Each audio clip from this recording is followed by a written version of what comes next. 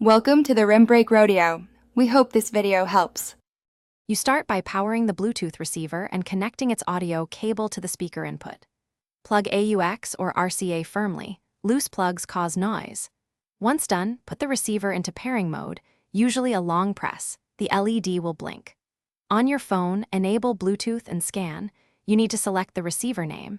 You do this now so the devices can exchange authentication and codecs, which ensures stable audio quality once streaming begins.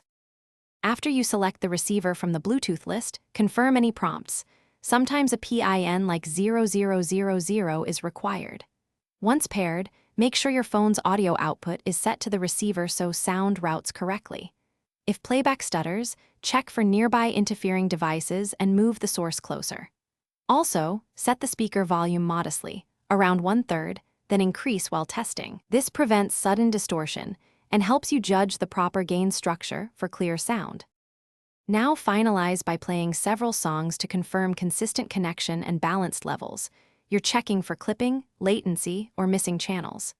If audio drops, repair the devices and move them within a few meters. Make sure no metal or Wi-Fi routers block the path. Once stable, you can leave the receiver plugged in Many Auto Reconnect. If problems persist, restart both devices or update the receiver firmware. As a last resort, switch to a wired connection to isolate Bluetooth as the issue. Thanks for watching. Consider subscribing if we helped you.